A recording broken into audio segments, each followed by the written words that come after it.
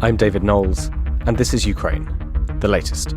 Today, we bring you the latest updates from the front lines, analyse the news that Ukraine is establishing bridgeheads on the left bank of the Dnipro, and we speak to Foreign Correspondent Matthew on the latest developments in Poland as politicians negotiate to form a new government.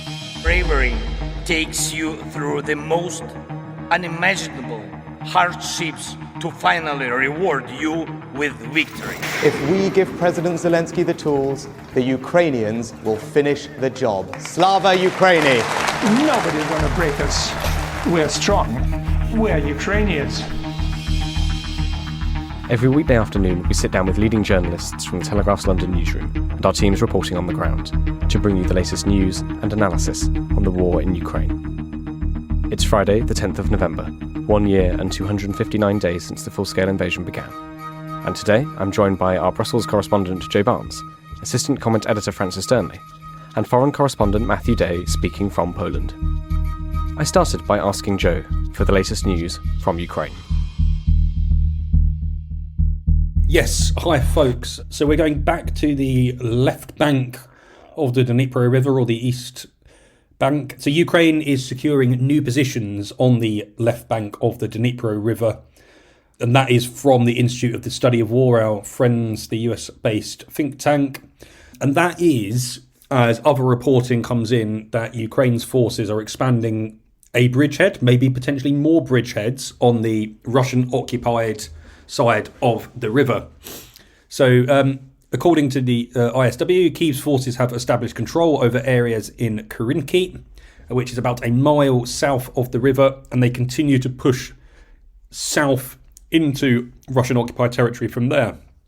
I know Dom touched on this yesterday a little bit, but drone footage purportedly from the area showed a single Ukrainian BTR-4, that's an amphibious 8-wheeled infantry fighting vehicle, and that footage showed it being ferried across the river this week. So that would seemingly be the first time Kyiv has been able to land armour on the Russian-occupied side of the Dnipro River since the operation, this cross-river operation, started around May time. So it has significantly gathered pace since mid-October, when Ukrainian forces first launched missions to hold ground on that side of the river. And it's quite interesting because cross-river and these amphibious assaults are, very dangerous. They're susceptible to sort of aerial attack. There are no bridges really operating over the area because they've been destroyed. So you're basically relying on getting on ferries and various different river crossing platforms to do it. So you're susceptible from sort of aerial attacks, whether it be from helicopters, artillery, drone attacks, etc. But Ukraine has seemingly, using sort of a mixture of electronic warfare and long-range drone strikes, been able to control the skies to the extent that they've been flying Mi-24 attack helicopters over the river, or from launching attacks from before the river, to basically suppress Russian forces on the other side.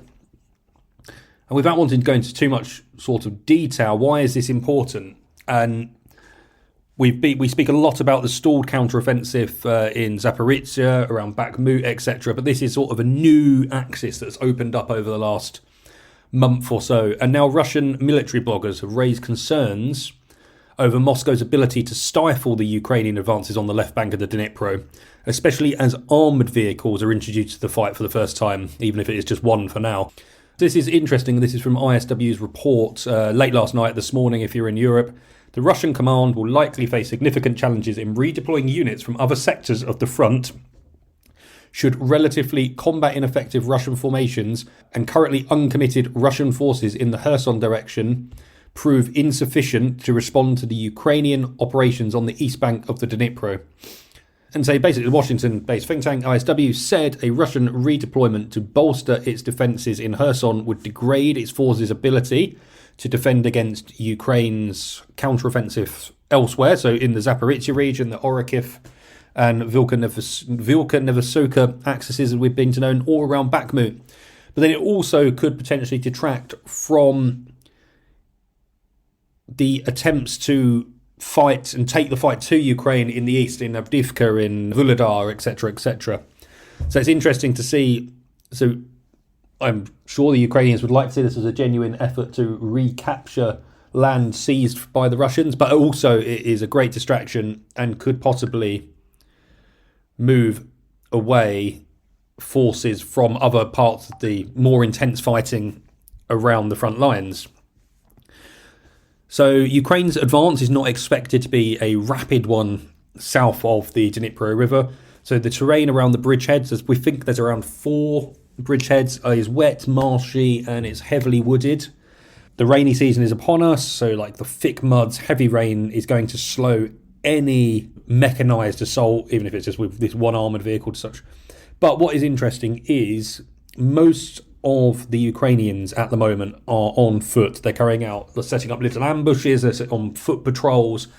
That won't, well, it will be slowed by mud, but it won't completely hinder them. So they will be able to move over the winter months. So it'll be interesting to see how Ukraine takes this forward, obviously with the usual caveats. If they really want to bolster and pour forces into this fight, it's going to be extremely risky because river crossings, as I mentioned above, are extremely risky and susceptible to aerial attack. But what is quite interesting is potentially what they are trying to do is move Ukrainian weapons closer to Russia's supply routes west out of Melitopol. And Russia is, by accounts that you hear, already stretched, struggling to get fuel and munitions to their forces in this area. So if Ukraine can continue to further squeezing this logistics supply line, then they might just have some success in causing Russian forces there to collapse, but that could be a long way off. And let's move over to Vladimir Putin is in Rostov-on-Don, and he has paid a surprise visit to Russia's military headquarters in the city. It's where the southern grouping of Russian forces are headquartered. And it is only his second visit to the southern outpost in a month. So why is it famous? So Yevgeny Prigozhin's Wagner forces managed to seize hold of this city in June as part of their failed military coup, and Vladimir Putin then went to visit it in August. But it looks like he's gone there accompanied by Sergei Shoigu, this time he's the Russian defense minister, and Valery Gerasimov, the commander of military operations in Ukraine, to witness and look at what is going on with Russia's offensive. So Avdiivka is only about 100 miles away from Rostov-on-Don, so they will be getting sort of a front row seat at the rear of that assault to sort of the destruction of various armoured vehicles, maybe hundreds now, and thousands of lives if you believe the Ukrainian estimates of the losses that Russia is sustaining there. So the Kremlin also said that Putin was shown new military equipment and briefed on the war. So it came as Russian troops were intensifying their attacks on Avdiivka, which is interesting. Okay, and then interestingly as well, Alexander Borodin, he's a press officer for Ukraine's 3rd Separate Assault Brigade, said Russian forces were launching major infantry attacks while trying to keep their equipment intact. So Borodin told the news outlet Espresso TV there was no dramatic statistics for destroying enemy equipment because they use it much less and mainly from a distance, but their movements are quite dense now. It is not just infantry advancing, but also parallel work of artillery, drones, aviation, the same air bombing and more. So we know when Russia tried to attack Avdiivka, they went with this massive sort of mechanised assault and ended up coming across the same problems as Ukraine did, running into thick minefields, artillery barrages, these first-person view drones that have been so effective at quashing mechanised advances. So it now looks like Russia have taken the sort of more attritional approach. They're going to go use their maybe meat waves that they like to use of soldiers, little groups sent to their almost deaths under the cover of artillery and long-range fires. That's a more sort of traditional approach used by Russia and more frequently by Ukraine these days as well, as they seek to conserve what they have left in terms of armoured vehicles and tanks, etc. And then now over to Crimea, where Ukrainian forces have damaged 2 small Russian landing boats during an overnight attack using sea drones, and that is according to Ukraine's military intelligence agency. So while no one can independently verify the report, and there was no immediate comment by Russia apart from they said, I think they destroyed 2 drones in the area. This is what Ukraine's military intelligence had to say. As a result of a night operation on the territory of temporary occupied Crimea, small amphibious ships of the Russian Black Sea Fleet were hit by soldiers. So there's still little to go on that, but it works in tandem with what Ukraine is trying to achieve by constantly putting pressure on Russia's Black Sea Fleet in the hope of moving it further out and out of range of Ukraine and Crimea one day, hopefully. And yeah, as I mentioned, Russia's air defence is apparently down 2 Ukrainian drones over Crimea and 1 over the Tula region of Moscow, which the Russia's defence ministry was reported as saying. And I'll stop there for now. Well, thank you very much, Joe, for talking us through all of those updates. Just before we go to Francis, I would recommend, for a very interesting and sobering read, our friend of the podcast, Francis Farrell from the Kyiv Independent, has written a fantastic article on Russia's homegrown Lancet drone, which the title is How Russia's Homegrown Lancet Drone Became So Feared in Ukraine. So if you want a bit more depth on some of the weapons that the Russian forces are using and introducing and their impact on the battlefield, I would recommend people go to the Kyiv Independent and read that. Francis, you've been looking at the political and diplomatic updates. Can you talk us through them? Certainly. Well, thanks, David. I'm going to start with Russia today, the country, not the propaganda channel, and developments coming out of those summits we referenced earlier in the week. I'll begin with the announcement today, though, that Putin will host one of his annual phone-ins and press conferences before the end of the year. This is significant. Long-term listeners will recall that the Kremlin cancelled Putin's press conference in December last year, largely believed so he would avoid awkward questions about the war from international journalists. Now, the phone-in, obviously a separate entity, was due to take place in early June this year, but that was also indefinitely postponed. We now know that the 2 will take place before the close of December. One of 2 things is happening. Either Moscow thinks they can't put it off any longer, that the reputational damage of not doing these, which were, as I say, very frequent in the past, was too great, or that the situation in Ukraine is now favourable enough that they feel they have good answers to difficult questions. Obviously, we will watch and cover that with great interest when it does happen.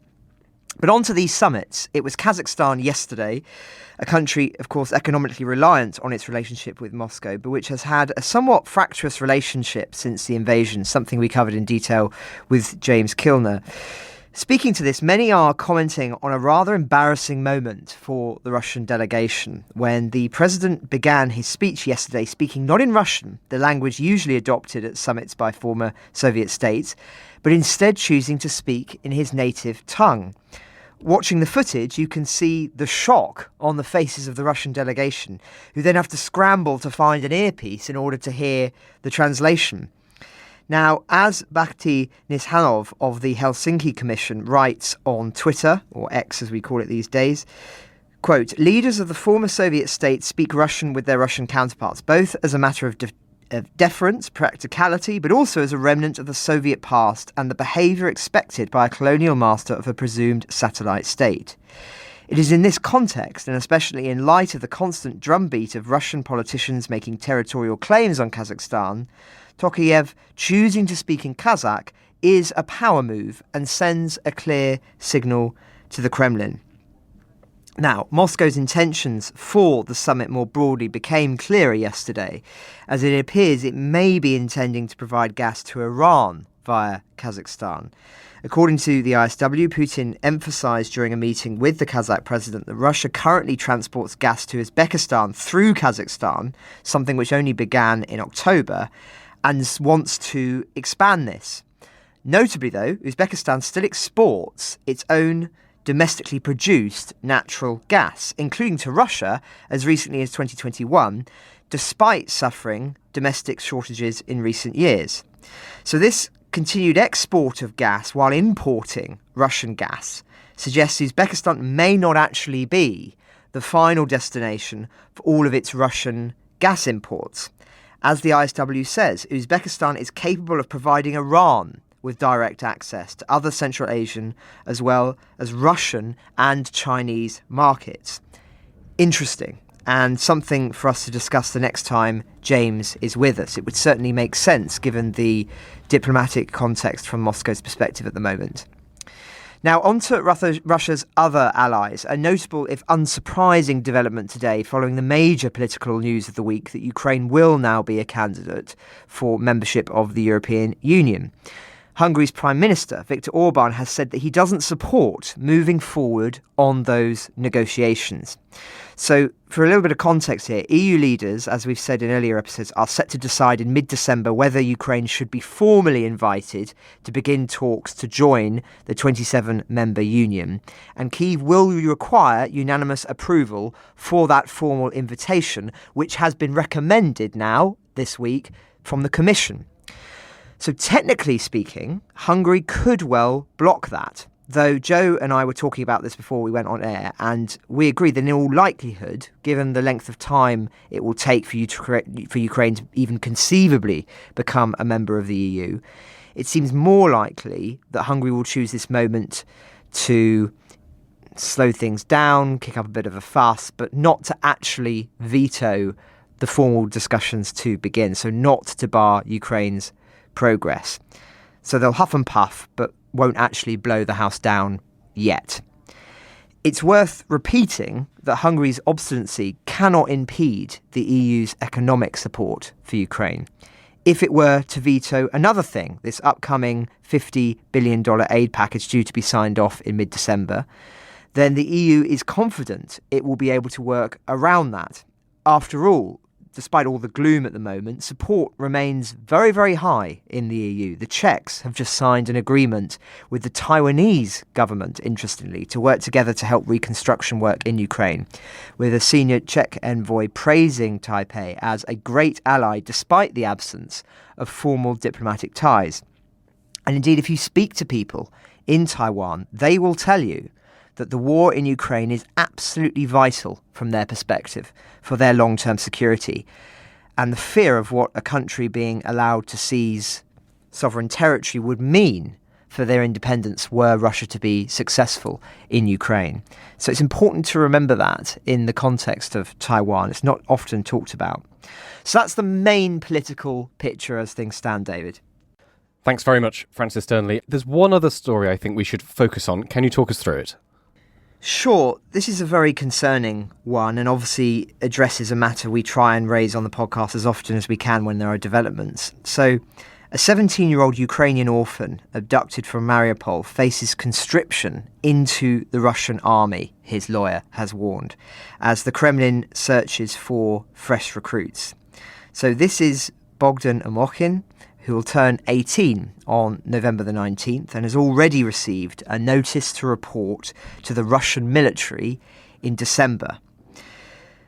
His lawyer has said, and I quote, "I no longer have any doubts about Russia's plans. When Bogdan turns 18 in 3 weeks, he will already be an adult and most likely will be sent to serve in the Russian army." So he was among 31 children abducted from Mariupol and illegally sent to Russia in May last year when he was placed into foster care despite his sister being his legal guardian. He was allegedly then forced to take Russian citizenship and was paraded around as part of Russian propaganda, according to various human rights organisations advocating on his behalf. Now, the warning from Bogdan's lawyer prompted a response from Russia's Commissioner for Children's Rights. In an interview with Radio Liberty, she claimed that Bogdan was not at risk of being drafted because he's studying in college and is eligible to defer his enlistment. But once he turns 18, Ukrainian lawyers say he will no longer be able to renounce the Russian citizenship imposed on him and will be barred from leaving Russia unless he fulfills the requirement to serve in the military. As a consequence of this, there have been several unsuccessful attempts to bring him back to Ukraine. In July last year, he tried to return home on his own, according to his lawyer, and he has repeatedly expressed a desire to go home, but has not been able to do that. He's not been let out of the country, he's not been allowed to leave, And his lawyers said at present we do not have any confirmation regarding the return of the child to Ukraine, despite the fact that all the necessary documents have been submitted and there is confirmation regarding their receipt. We've tried contacting the Russian embassy here in the UK. They have not replied to our request for comment. He is one of over 19,000 children the Ukrainian government say have been taken from Ukraine against their will, with as little as 386 returned. We've spoken many times about the horrors we know that they have been subjected to, including being taught to hate their own country in re-education camps. But being forced to fight against your country is somehow even more disturbing, I think. And so inevitably we will be monitoring this very closely. Well, thank you very much, Francis and Joe. If there are no more updates from either of you, let's go to our final thoughts. Joe Barnes. Hi folks, just want to say I'll be off to Hungary next week and to speak about the Ukraine's membership bid for the EU membership with sort of Hungarian politicians and decision makers there, so keep an eye out for that. But then with my final thought, it was more of I wanted to give a hat tip to a story that appeared on the Sky News website this morning. It's quite a touching story about a young girl called Kamila Harashenko, a young chess player who moved from Kramatorsk to the UK with the help of the international chess community. And I know there are lots of chess players in Ukraine, many very talented chess players in Ukraine. It just seems to be a game that people in that part of the world really enjoy playing. So it's good to see that she is now off. She has now swapped allegiances somewhat to go and she will play her first games for England coming up soon. So she's a 21-year-old. She's studying computer science at Hull University and will play chess for England. And it's written by Michael Drummond, a foreign news reporter at Sky News, and was put on their website this afternoon. So I'd encourage people to go and read Kamila Harashenko's story about how she moved to the UK with the help of the international chess playing community from Kramatorsk at a time when the city's sort of existence was in question. Days after she left, I think it was about 30 or 40 people were killed, hundreds more injured when a Russian missile attack struck the very busy train station there as sort of women, children and families queued to get out and move away from eastern Ukraine to safety. And I'll stop there. Thank you very much, Joe. Francis Stanley. Thanks, David. We had Aliona Livko on the podcast yesterday, and as part of that, we were discussing the implications, ramifications of Ukraine's decision not to have a presidential election in March. And we've discussed the perceived advantages and disadvantages of that from the perspective of Kyiv. And a lot of listeners have been in touch reflecting on this as well. And I just wanted to read an extract from an email from Dermot. So he says, "Greetings from Sydney, Australia. I listened with interest to Aliona and her analysis of the choice and chance of there being a presidential election in Ukraine next year, or not, as the case may be. I agree with all her points and would like to add that Russia, being masters at interfering in elections all over the world, would concentrate every disruptive strategy, hack, dirty trick and channels of disinformation they can muster to sabotage any election and generate division and uncertainty within Ukraine. Yet another reason to add to the long list as to why an election is surely an unnecessary burden on Ukraine right now." Well, thank you for reaching out, Dermot, and to everyone else who's written in about this. I think it's an important point to add into the conversation, and one, of course, that the West is going to need to be increasingly sensitive to in a big year for elections next year, despite what's happening in Ukraine. United States, of course, here too, in Great Britain. We mustn't underestimate the role of disinformation. Disinformation, of course, being the deliberate manufacture and proliferation of knowingly false material. This is not about censoring opposing opinions legitimately held. Such a freedom was, after all, what so many people gave their lives for in democratic countries. And in that vein, I do just want to end today by saying that this weekend marks Remembrance here in Britain, where we pause and remember those who gave their lives in the service of our country. It's also commemorated around the Commonwealth. Over 5 million men and women from those nations also served in the First and Second World Wars alone. If you haven't watched Dom's defence in depth this week, we'll include a link to it in the description. It's a very poignant reflection on what it means to him as a former serviceman who lost friends in conflict. Such a day means a lot of things to a lot of different people, but given events around the world, the most unstable for many decades, those who gave their lives for freedom will be on the forefront of many of our minds. On behalf of all of us at Ukraine the Latest, we will remember you. Thank you so much, Francis and Joe. Yesterday, I caught up with Foreign Correspondent Matthew to talk about Polish politics and society in the weeks following Poland's general election. Here's our conversation. Matt, we reported on the Polish general election from a few weeks ago. What listeners may not know is that there's still political wrangling to form a government. Can you tell us the latest here? What's been happening and who are the movers and shakers? Well, we have a number of movers and shakers. And at the moment, number one, we can say Mateusz Morawiecki, who is the incumbent prime minister. And he has been selected by the president, Andrzej Duda, to have first crack of the whip at forming a new government. Now, people say that this is just like they're going through the procedures, because Mateusz Morawiecki, his party, Law and Justice, even though they will have the most seats in the new Polish parliament, they won't have enough seats to form a majority. And so Duda says, well, I had to give them a chance because they're the most popular party. But everybody really knows that Morawiecki's chances of forming a government are incredibly slim. No other party has said they will work with Law and Justice. And people from Law and Justice, the governing party, are saying they're trying to prize away an MP here, an MP there from another party or another grouping faction. They might do that, but they won't get enough to form a majority. So the ball really will be very soon in the court of Donald Tusk. Of course, known to many people now in Europe and in the UK as well. And he's the leader of the opposition. He has said, look, we can get a coalition government together.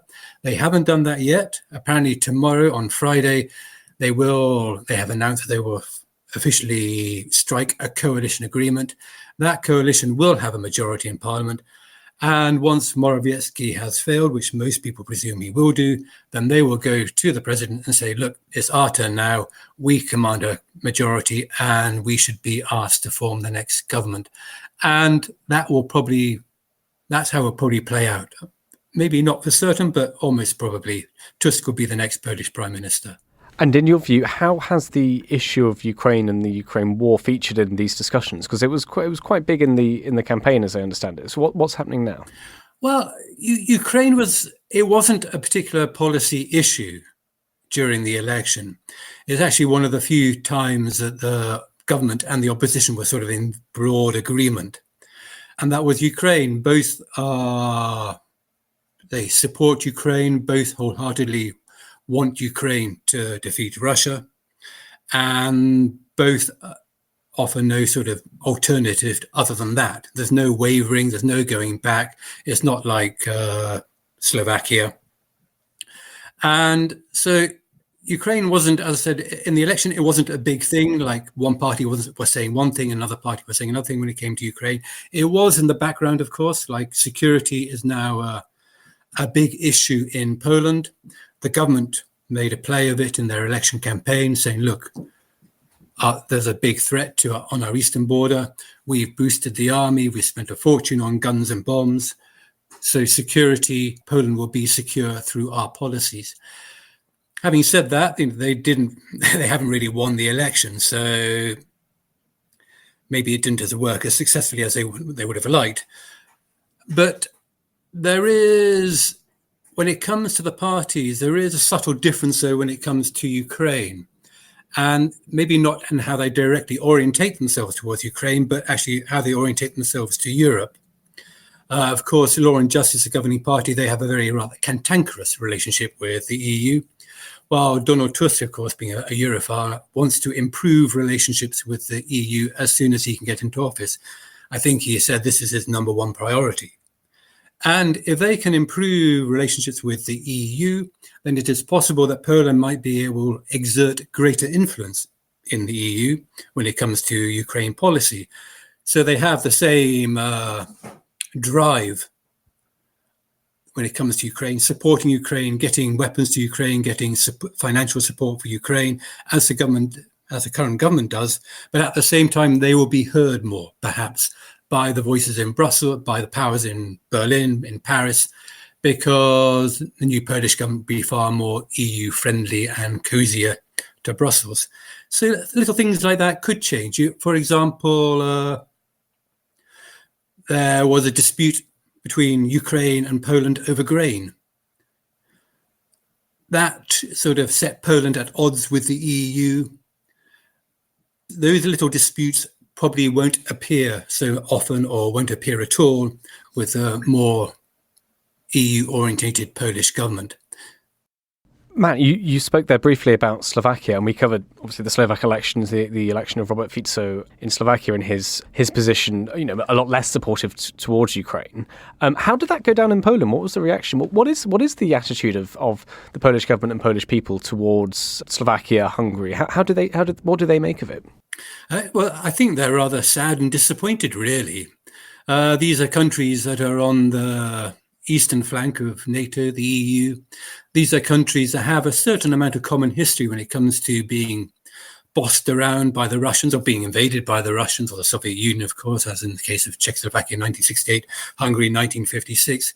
So Poles think, come on, these guys should really know how bad Russia can be and its imperialistic policies. And so the current Polish government, of course, which has had very strong bonds with the Hungarian government in particular, it gets deep down, it gets very frustrated with Orban's increasingly Russia-orientated policy, or maybe not orientated, but placating attitude towards Moscow. And as most Poles don't understand it either. They regard Russia as a threat. They regard Russia as a neo-imperial power that basically wants to exert its influence in its old backyard. And Poles don't want that to happen. And they're a bit kind of disappointed that their Slavic neighbors in Slovakia appear to be soft on it, and the Hungarians appear to be soft on it. Matt, you spoke briefly about the sort of ongoing grain spat between Ukraine and Poland. Earlier this week, we saw Polish truckers blocking 3 crossings into Ukraine to protest, and this is the quote I've got from Reuters, to protest against what they see as government inaction over a loss of business to foreign competitors during Russia's war on Ukraine. Could you take us inside this story? What's happening here? And does it at all play into this battle to form a government in Poland? Well, what you have Polish lorry drivers, Polish road haulage firms complaining, probably with a certain amount of justification, that once the war started, you had this sort of permit program that stopped Ukrainian haulage firms, lorry drivers operating in the EU. That was abolished to basically free up the flow of goods between the EU and Ukraine for understandable reasons. We needed to get supplies into Ukraine quickly. But over time, they said that basically Ukrainian road haulage firms have exploited this because Ukrainians, they have lower labor costs, lower costs on most things. So they can basically shift goods around, undercutting Polish road haulage firms all over the place. And they are aggrieved. And so they've been putting these protests on the Polish-Ukrainian border. And it's caused a major logistical problem on the Polish border. I think some lorry drivers are having to wait 3 days now to cross the border. There was a queue of like 28 kilometers yesterday at one border crossing. 28 kilometers, was that like 16, 17 miles or something? That is a long traffic jam. And these are issues which they do have a political dimension in a way that people say, well, hang on a moment, we should be supporting Ukraine no matter what. But at the same time, there are economic implications for Poland as well. Poland has one of the biggest road haulage sectors in Europe, actually, if not the biggest, quite possibly. It's got a vast road haulage sector. So if that sector is hurting, then that's a lot of firms, a lot of people who could lose money, could lose their jobs. And so there is a balancing act that has to be done. between supporting Ukraine, but at the same time taking into account some of the difficulties that this support throws up.